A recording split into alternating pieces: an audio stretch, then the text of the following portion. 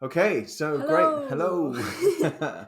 We are joined today by Abby Russell. Abby, if you could just introduce yourself and then we'll talk about what you've been thinking about and researching around the ADHD area. Brilliant. So, yeah, I'm Abby Russell. I am a senior lecturer at the University of Exeter in child and adolescent mental health. So, that basically means that I do mostly research around young people's mental health, but I also do some teaching at the university. So, I'm based in the medical school, but I teach kind of medicine related topics and psychology related topics. My background is psychology. So, yeah, that's who I am. Okay, amazing. And the particular thing, I mean, I think I picked up a poster that you'd been involved with about an intervention for children with ADHD in schools, and it's a big area of interest of mine. So shall we dive straight into that? Let's jump right into it. So, with your research, what question were you answering? Well, what I'm trying to achieve is to provide primary school staff with some better tools to support children that have either a diagnosis of ADHD, but also just some of those personality traits. So, children who struggle with attention or are quite hyperactive or impulsive. And that's come from my PhD, which I did a few years ago now, where I interviewed some school staff about what they thought about ADHD, what they knew about the causes of it, and staff just kept saying to me, we've got loads of these children with needs that we need to support in school. They have a terrible time in school, but we've got nothing that we can use at the moment in the UK. So I went off and I looked to see what there was out there for primary schools to use. And actually, there's a lot of trials. So we call them randomized control trials, which you normally see for like drug treatments, where you compare a group of children that get a treatment and a group of children that don't get a treatment. So there's loads of research doing that with school interventions for ADHD, but most of it's in America. And most of it Mm. involves loads of stuff like therapists delivering the intervention. And I don't know if you know much about our schools here, but we don't have a lot of therapists kicking We around. do not. No. And they were super intensive as well. So you'd have like social skills training for a child, you'd have like a parent support group after school, you'd have stuff in the classroom, you'd have stuff with a counsellor. So the things that were being trialed in research were just not matching up with like the reality of a primary school in the UK, Yeah, which is that there's no time and there's no money. So yeah. people need stuff that's like available now that they can use today and then move on with if it works or drop if it doesn't. So that's where the project started from. Okay, and so just to can you develop a little bit what you found? What were the frustrations that school staff had about ADHD? What was the problem? Can you kind of expand on that a little bit? Yeah, I think there's kind of two main things that the problem comes down to. One is that in our mainstream school system, it's not really designed for students that struggle to sit still or struggle to pay attention. More and more, we're asking our kids to spend all their time sat very still. They're told that they're not listening if they're not looking directly at the teacher, Oh, and they're maybe not allowed to get up and move around. And that's like completely counterintuitive for someone who has ADHD, and especially young children in primary school. They can't consciously control their behavior and they're maybe not even aware of that. So you've got the problem where kind of children were constantly getting into trouble at school and teachers were recognizing that it wasn't that the child was being naughty or deliberately being bad, it was that school wasn't set up for those kinds of children. um, so that was one part of it, and then the other part of it was that teachers were saying to me, I know what ADHD is. I know it stands for attention deficit hyperactivity disorder, but I don't know anything more about it. Like, I've yeah. heard it's got genetic causes, but I also think like maybe families can cause it in a child. Like, we just don't know enough, so we don't know what to do. So it was that lack of knowledge combined with the fact that schools are a really difficult place for these children that made me really want to tackle it. And the trials that you were looking into, what kind of stuff was that? What did that entail? I mean, there's a lot of them. There's more than 50, because I thought this was like a new and exciting idea, and then I went to look at the evidence, and actually, loads of people have done something similar, but with problems. So a lot of them are kind of non-pharmacological, so they don't involve medication. But if a child's already taking medication for their ADHD, they don't interfere with that. Um, and what they tended to do is kind of target every possible difficulty that any child might have with ADHD, but all for all children, whereas actually kids with ADHD really differ from one another. So one of them might really struggle with social skills, yes, but another child might have no problems with social skills and actually just really struggle to focus. So most of these existing trials have basically thrown everything at every child, and then they found that these programs are effective. They definitely improve things for children, but they don't know which part's improving what for who.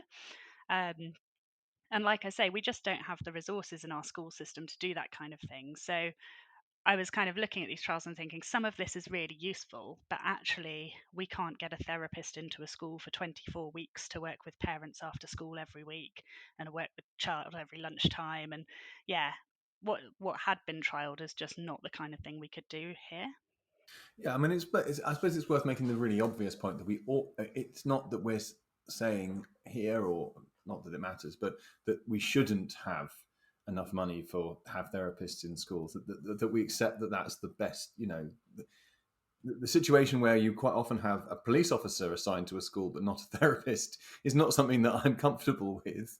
But your work, which I think is really striking, I think that's one of the things that really attracted me to it, is it's obviously it's existing and it's trying to apply itself to the current situation, not some kind of idealized situation which may occur in another time and place, I suppose. Yeah, exactly. And I think the thing is, we know we've got lots of good psychological evidence for things that do work in a clinical setting, in mental health services, and in these kind of idealistic school settings. But when you actually then go to people who are working in schools now, or children who are at schools now, or recently have left school, that's just not the reality of what they have to work with. So I really wanted to design something that could actually be used rather than something that theoretically works but no one can actually access it. So that was a big driver. And how did you go about designing the tools and choosing the tools that you were going to test? I suppose you.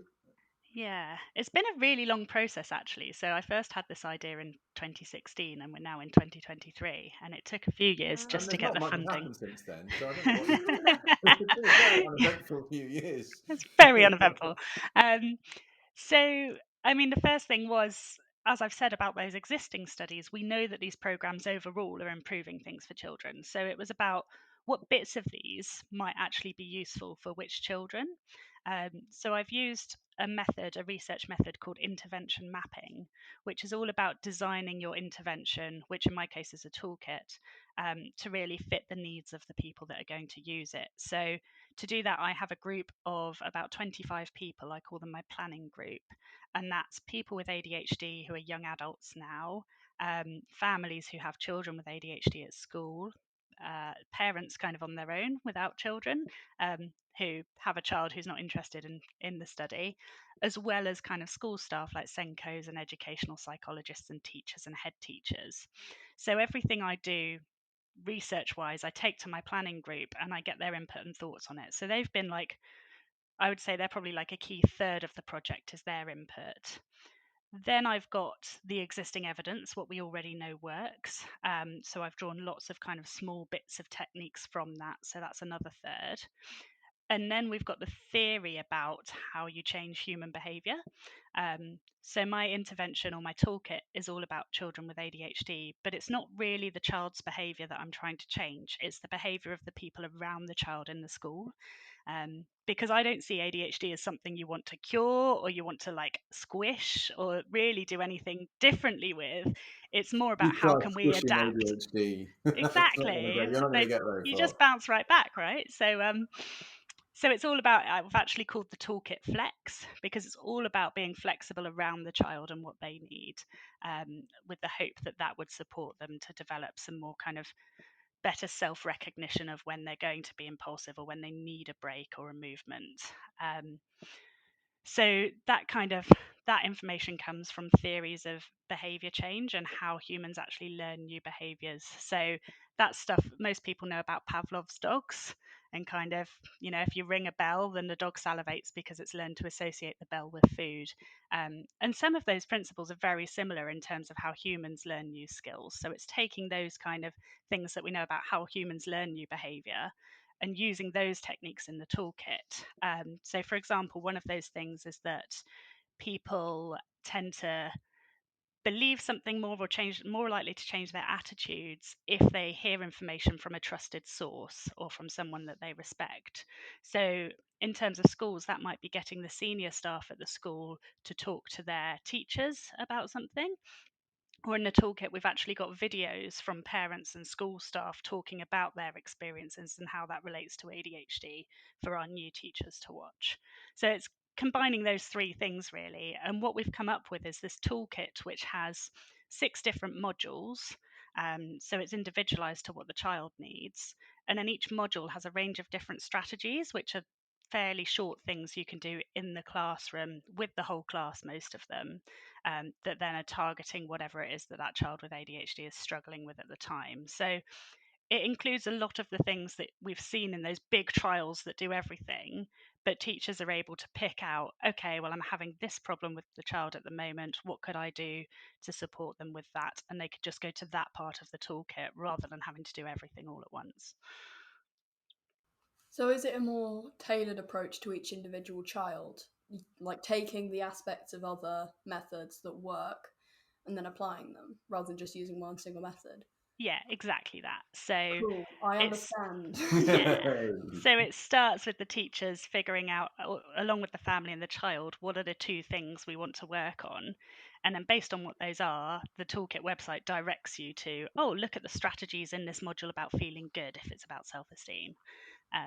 And then the teacher gets to pick which of those they think they could do in their classroom and that would help. So That's brilliant. Yeah, it's always the sort of thing that I try and communicate to teachers, but it's so good to have it kind of formalized in this way and kind of, you know, done proper. You know, as opposed to, well, we have got a version of it in Lambeth, but yours is more research driven and research and has been kind of validated. Well, I think that's probably the next thing to talk about. Is what have you found in terms of testing this out? I'm assuming that this is the way that your research is going, is it's testing the acceptability and effectiveness of this. exactly, yeah. So I spent 2 years developing the first prototype. So that was working with my planning group and actually a software guy, Ian, who's made the website for me, and actually turning like my ideas into something that works. And we've got about 60 strategies, and each of those have like PDF resources for the teachers. So there might be a lesson plan, there might be like a tracking template and stuff. So actually, the job of creating all of that is quite quite big. I maybe didn't understand how big that job was at the start. Um, yeah, so we had the first full prototype in December last year, December 2022, and now I'm doing what's called a feasibility study. So I've got 8 primary schools who are testing it out over the next couple of years. And our first 2 schools actually have just finished testing it. They started using it in January. So I can tell you a bit about what they thought if you'd be interested. Um, yeah, so we have about 4 children in each school who have traits of ADHD or a diagnosis, and then their class teachers and maybe the teaching assistants. Um, and what we found is a really interesting mix. So there have been some teachers who haven't used it at all. And that's been mostly teachers where actually the student we've recruited is really struggling to be in school at all. So they might have attendance as low as 20%. So then the teacher's just really struggling because they don't know when the child's going to be there, and then it's not a priority for them to spend time looking at the toolkit, which is quite important to know, I think. Then at the start of the toolkit, we asked teachers, like I said, with families to set what the goals are going to be for them to work towards. And I have quite a rigid process of how I think that should happen, which is based in psychology and really understanding what happens before a problem behavior, what happens after it. So, for example, if a child is shouting out in class, do all the other students laugh? And is that then encouraging them to do it more? So in the toolkit at the moment, we suggest that the staff have 2 meetings. So they kind of think about ideas, and then they go away and they do some investigation and observation, and then they come back. But actually, no one's been able to do that because there's just no time for them to have 2 meetings with one child's parents, basically, at the beginning of term. So we're going to have to change that in some way to make that easier for school staff. things that are going really well, a lot of the teachers have incorporated more movement into their school days, and they're finding that really helpful, not just for the child in the research study, but for their whole class. Well, Yeah, yeah. Yeah, so it's just loads of good, movement isn't it? breaks. Yeah, That's I think when I was in primary school, that would have been very helpful. A bit more movement, Yeah, do you just a think? bit. Yeah, they had to get me this special little pillow to put on my chair so I I could remember fidget that. without annoying everyone. Yeah. I had to carry it around with me like a little book bag. Yeah, because it had a little handle, didn't Yeah. it? Quite cute. nice. So yeah, movement breaks have been something a lot of our teachers have picked up on, and we have a strategy in there about creating a menu of all the different movement things you could do with the class and Yeah, letting them yeah. choose. Yeah. Some of them are doing that. Some of them are just going, well, I can find 5 minutes and I just put on a dance video because that's what the kids in my class like at the moment. Oh, that's lovely. Oh, I you've mean, just thrown a pencil at me. primary school. Sorry, primary school classrooms are incredibly cute, aren't they? Yeah. I don't know how much you get. Do you get to observe in them? Yeah, so we go and observe the Oh, children twice a term, and it is fantastic. It's so much fun. I actually started out my career as a teaching assistant, did so you? I love being in schools. So it's a real bonus Oh, that I actually get to go as part of my research job to go and basically play.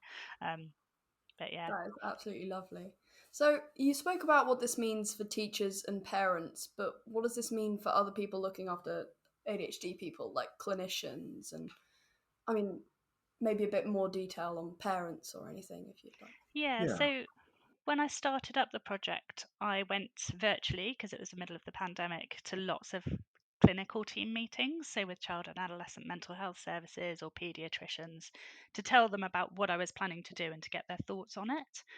And I just had an overwhelmingly positive response because a lot of clinicians seem to perceive that they diagnose families or they diagnose a child with ADHD, and if that family doesn't want medication for the child, there's essentially nothing more that they provide. So they know that families want more support and they know that school is a real problem, but there's nothing currently that they do kind of routinely, I guess, for schools. So in Devon at the moment, a couple of our kind of clinical areas, so Torbay and the main Devon area, are looking at kind of an early response when children are referred to clinical services. And a few of them have approached me about could this toolkit be part of their early response where they kind of refer to schools and say, oh, sign up to use the Flex toolkit because that will support this child in school, whether or not they get a diagnosis. yeah, and you can do that. You don't have to wait, do you? You can just do that. And in fact, you could. The schools could do that. Could the schools do that without even reference to a clinical? Yeah, so we're in a bit of a what's the word? We're still in an early period. So we've just tested this with the first 2 schools. And one of the things that we need to make sure is that this doesn't have any negative impacts on the children. So one thing that's come up is making children feel singled out and actually making them feel more isolated or more different because we're using the toolkit. So we're being very careful early on just to ask teachers, ask parents, ask the child, is there anything negative that's happening that you think is because you're using the toolkit or because your teacher's doing something differently? So far, everyone has said no, other than teachers struggling to find the time to complete my questionnaires. That's okay. So I think once I've had 2 more schools and I'm very satisfied that it's not going to cause any problems, then I would be happy for more schools to know about it and use it. So I'm just at that difficult balancing point at the moment where I don't want to really widely say, everyone go to this website and look at this, because I base my work on evidence, and what I'm doing is creating new evidence, and I want to make sure, even if it should be beneficial, that I'm sure that it won't be detrimental. I think that's really important. So I kind of mentioned briefly earlier, most of the stuff in the toolkit is designed so you don't do it with the individual child. You can do it with a small group or with your whole classroom. So most of the children aren't even aware that anything different is happening for them because it's all done at a group level. But we'll have to see if that bears out for the next 2 schools as well. Yeah. I think that's so important asking the child themselves because a lot of people, when they use tools for children in the classrooms, they kind of assume that, oh, they're kids, they won't understand, Yeah. that you can't actually talk to the child about their own issues. And I mean, they are the person who this is happening to, they're the one who knows the most. Yeah. And the fact that some people will go around trying to help these kids without even having the time to actually ask them how it's going for them, is just wild to me. Yeah. You're doing this for the child, but you're not speaking to the child. But it's so common. And it is difficult because, as you've said, Abby, the thing you're actually trying to change is other people, not the child themselves. And so it is tempting not to really ask the child anything, because you're not asking anything differently from them necessarily. Yeah. You're asking the things of the parents. You're asking things of the teachers. You're not actually asking the child to change themselves, which is right. But you're also right to say, yeah, we should. I mean, clearly, we should. Whenever we put one of these interventions, we should be asking children what they think themselves, as far as they're able to tell us. Yeah, it's quite a difficult balance, and different children and different families have different views on it as well. So, what we do, we have a children's kind of information sheet, because to do a study ethically, you give everyone information and then you get their consent. So we have an information sheet for children, which is like, what is a study? And is very, very basically explains what research is and the fact that we want them to be part of a study. And they get to meet one of our researchers when we get the parents' consent, and we have a form that the child can sign themselves if they want to take part, or if they don't want to take part, then they don't take part. And they really seem to like doing that. I think they feel very important, especially the very young ones. It feels very important to be asked to sign some paperwork to say that you are happy to do this thing. And then when we work with the children in schools, when we're observing them in the classroom, they don't know that we're just observing the one child, that we're kind of presented as like someone who's just in watching the teacher. But when we do the questionnaires are about how happy you are at school. And it talks about like the different areas of school, and then they circle smiley faces or sad faces to indicate how they're feeling. So we're not going, you have ADHD, how bad is it for you? We're going, how are things going generally, and how do you feel? Which is the most important question anyway, whatever else you do. Exactly, yeah. So I think that leads us on quite nicely to our next question, which we've done quite a lot of questions already. But Sorry, I've got some other stuff. I've got some other stuff I want to cover. Okay, don't you worry. All right. I'm not going to say this is the second question because it's the fourth. Yeah. This leads us on to our lovely fourth question. What does this mean for ADHD people themselves? I mean, hopefully it will mean that children who have ADHD will have a better experience of primary school, particularly if they're in a mainstream primary school, with staff who understand more about ADHD. So we've got videos in there about ADHD and neurodiversity and neurodivergence and sensory processing. So hopefully people will know more, and that will make it easier for children to feel like they're a normal part of the school environment and their communities. And I think one of the real problems that young people have growing up with ADHD is those kind of constant negative impacts on your self-esteem. So that by the time you become a teenager with ADHD, you can feel really bad about yourself because you're constantly told you're doing things wrong, even though you've got no control over it. So I'm hoping that, children will grow up feeling better about themselves, essentially. I'm not so fussed, like I said, about doing anything about their actual symptoms or traits of ADHD. I don't think anyone needs to be less hyperactive. I think it's more about how you manage that hyperactivity and let it out in constructive ways. So I'm hoping that would change. Yeah. Yeah, and if you're an adult with ADHD and you're thinking about having kids, there's a good chance your kids will have traits. And so knowing that schools are changing their approach, or could change their approach potentially in the future, is relatively encouraging. Although it's obviously a long process, and not going to be without its difficulties, I think. Yeah, I mean, I do my talks like I do with the clinicians. I've been around to groups of school staff and kind of Senko networks and things. And anytime I talk about the project, school staff are so engaged with it because they're so aware that they want more knowledge. They just don't know how to access actual scientific knowledge. So it's not that people are deliberately trying to do things wrong at the moment. It's just that people don't know how to do things better. So that's what we're trying to do with this project, is really bridge that gap. This is something that I was wondering about, because you've talked about giving people tools. To what extent are you giving people tools, and to what extent are you giving people knowledge and informing them about the condition? And how are you balancing that out? So it is a balance of the two. And using that intervention mapping method that I mentioned, what you actually do is you make a list of all the behaviours that you want to change for all the people that might use this toolkit, down to like a really basic level, like a teacher should believe that ADHD has genetic components to the cause of it. And then you think about, okay, well, what do we use? What kind of method can we use to change someone's beliefs? And then you design the bit of the toolkit using that method. So we've got quite a lot of knowledge building stuff in there. Probably maybe 20% of the toolkit involves new knowledge, and we've got things like quizzes and kind of test your own knowledge and then talk to a colleague, lots of reflection with your colleagues about what you've learned and what you thought before. The other thing that we're trying to address is like the power dynamic between school staff and parents, because parents have said, oh, my child's had a diagnosis. I've been on a parent training course, but the school won't listen to anything that I've learned because they don't believe that I've got the knowledge. So we ask school staff and families to do the exact same training within the toolkit and watch the same videos so that they're on the same page. So we're hoping that will help. So yeah, there's a lot of knowledge stuff. And then there are a lot more, the bulk of the toolkit is more pragmatic strategies. And a lot of it, as the teachers have said to me themselves, is kind of good practice in teaching, like making sure that you're praising your students. And it's just kind of tweaked for ADHD in that it's like, make sure you do this immediately and make sure you're really specific about what it is you're praising.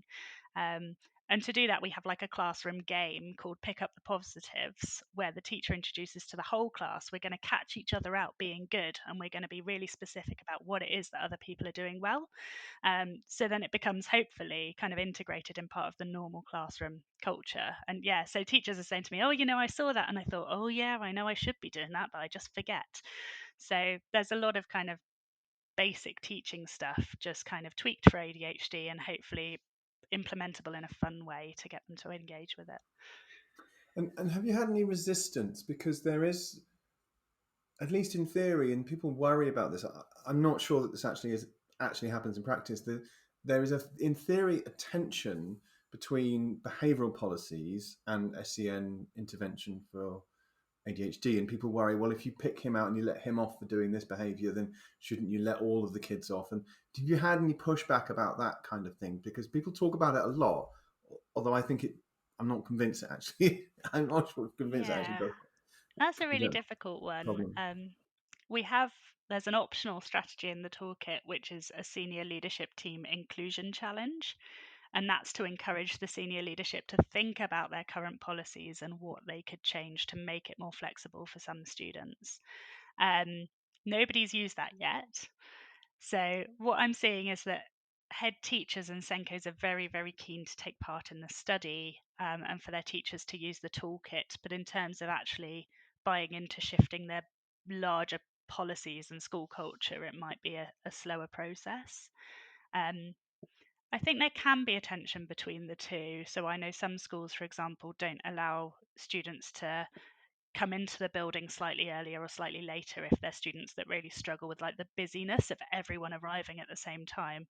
So most schools can be really flexible on that, but I have come across schools that are adamant that everybody arrives at the same time. I think the reality is that those schools either don't volunteer to take part in research like this, or students who have traits of ADHD don't get on well at those schools and then they leave and move to other schools. So I'm not seeing them in my study, but you have to volunteer to take part. So you get quite a specific group of schools that might be willing to do that.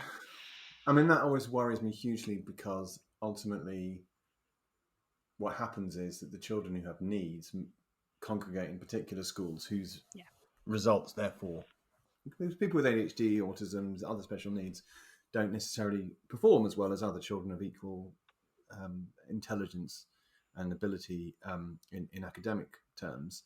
So the schools who are inclusive will lose out in terms of their academic records. And so it's a sort of incentive for schools to gently push these children out. Yeah, I mean, it's really challenging, isn't it? Out Like, of the school. Yeah. some of the Just encourage fundamental them problems. elsewhere. That's what. Yeah, because you also have things like where children might be on the register for a school, but actually encouraged never to come to the school and to learn at home and things like that. It's called off-rolling, I think. But yeah, I mean, we could do a whole nother podcast on the fundamental problems with our school system. Yeah. I think, the focus, schools are ranked on attainment and they get a lot of pressure to have students who academically attain. But we do have that in Devon. We have some schools that are known for being brilliant for children with special educational needs. So lots of parents who have children with special educational needs send their child there, and then those schools become overwhelmed because they have the same staffing as every other mainstream school. Um, and it can be the case, I know, I know anecdotally of a case where there was a school that had a huge number of children with special educational needs because the Senko had a fantastic reputation. They moved school, and then a huge number of the children left the school they were at as well. So I think at the moment there's too much individual variation, and it really depends on the individual staff members at a school and the pressures they're under, and I don't think that's how it should be. No. But yeah. Can you use, just to sort of be a little bit less gloomy, because I get very gloomy about these things, but I think that there's a ray of light in that. It's, if you actually look at some of the effects of the interventions, they are helpful for all children. Yeah, and that's what we're hearing from teachers already who have been using the toolkit. They say, "Oh, I know that this child is in the research study, but actually I want to use it with my whole class because I've got 6 other children that could really benefit from this." So there's lots of stuff in there about peer relationships and teacher relationships, which is important for all children. There's lots of stuff about self-esteem and generally kind of learning to be able to do things in chunks of time and kind of move on from one thing to another. So, fairly basic kind of fundamental academic skills are quite well supported, as well as that kind of flexibility in terms of if a child really hates to do handwriting and therefore they never fill in more than one sentence or they never write more than one sentence, do they really need to be using handwriting? Could they be typing it? Could a teacher provide them with sentence starters? So, hopefully, kind of giving people tools so that actually children can achieve their potential rather than being held back by what they can't do. Yeah, I mean, and that's, you can call that a kind of idealized version, but that is what you're going for. That's the reality of at least the aim of what you're kind of going for here. What do you think, Tess? Shall we do the final question? Sure, yeah. What's your next question? What are you moving on to next? So I have 2 more years of funding for this project, which means that now is the time to start applying for funding for the next project. So at the end of this 2 years, we'll know if the toolkit looks like it's helpful, and because we're doing it with different schools each term, we can make changes as we go. So by the end, we should have a toolkit that primary school staff can pick up and use without me coming and telling them how to use it, which is the main aim. So then we would go on to do a trial of that with a much larger number of schools. So kind of hopefully over 100 schools and a lot more children, so that we can prove whether or not it's actually improving things for the children. Um, so that's one thing that I want to do next, is actually, do it on a large scale, so that we can get some really good evidence. And then the other thing is actually expanding so the overall project is called Tools for Schools, and I want to expand that into other common problems that school staff are having in terms of managing young people's mental health. So at the moment we focus on primary schools and ADHD, and I'm hoping to expand into secondary schools and thinking about other neurodevelopmental traits, but also things like the tricky behaviors that get children kicked out of school, basically, which we call externalizing behavior, which quite often are the reason that a child might be referred to clinical services, but then they don't get seen because there's no real kind of underlying psychopathology, potentially, or no useful treatment. So the things that get children excluded and expelled are what I want to work on next, basically. So yeah, and then I'm hearing more and more from teachers that they're having difficulty with children who have autistic traits, but particularly those who have pathological demand avoidance, Okay. which is What is children. Yeah, I know. Very, It doesn't yeah. make any sense, does it? It's basically being very, Here's a can of worms. yeah, being very resistant to anything that appears like someone's demanding something of you. So, the kind of child where if you say to them, go and put your book in that box, it causes a major explosion because they feel like they have no choice and they don't want to do that, but they don't know how to express it. And that's a kind of trait that's being more and more recognized with autism and autistic people. So, and that's something schools are finding really difficult, because every time they ask a child to do something, the child just has a meltdown, and it's not very constructive for anyone. So yeah. And I think it's important that it's not necessarily things that they didn't want to do or some things that are unpleasant or difficult. It's something about being put on the spot, almost, like the anxiety of that. It's the perception that something is being demanded of you, I think, rather than having a choice. But yeah, schools are finding it tricky. It's not something I've done a huge amount of research into yet, but I can see it happening. So Yeah. And I one mean, of the reason I mentioned the can of worms is that PDA, I think the position that I take and the position we take in our clinical service is that it's an identifiable set of behaviours within the autistic spectrum, and works as a set of behaviours rather than as a diagnostic label, which is how it's been sort of widely adopted by some enthusiastic researchers and parents, as a separate diagnostic label alongside autism. absolutely, and I'm not a huge fan of labels, other than for being able to kind of explain that there's a group of people that might have similar traits. I think the way that you use a label can vary hugely, but I agree. I don't think it's a diagnostic entity on its own. It's more exactly as you described. yeah. And one of the problems is I'm not completely sure that we know how to manage this. What is best practice for managing these behaviours? But I mean, maybe you've I'll let looked you know into. in a few years' time. Yeah, Shall I? exactly. But I mean, I think that's right. People we need to know, but we don't know. So, and it's kind of a bit circular. You can see it as a bit circular because we're not going to use it as a separate diagnostic label because we don't know that it guides intervention. But we need to use it as a research label so that we know if it is then useful clinically. It kind of hard to get for people to get their head around, but that is essentially, in a way, how we have to be at the moment. Yeah, I mean, I also do research in self-harm and suicide in young people, and it's kind of a similar area. Self-harm is not a diagnosis in itself. It's a behavior, and there's many, many reasons for that behavior. Um, but there is something useful around, for scientific purposes, putting together a group of people who do that and looking at what they have in common or what an intervention does to improve that. So, yeah. Irrespective of their underlying mental health diagnosis or depression or anything like that. Wow. Okay. And how do you feel about going into secondary school? Because I think that'd be so challenging. Um, So my self-harm work has centered around secondary schools. So it's not as terrifying as it could be. I think the reason I'm motivated to do it is because a real problem point is the transition between primary and secondary school. Um, and a lot of families of children with ADHD say, and kind of teenagers reflecting back to me, oh, it was all fine in primary school. Nobody knew there was anything different about me. But then I went to secondary school and I had to go to a different classroom for every lesson, and I had a different teacher for everything, and my whole world just fell apart.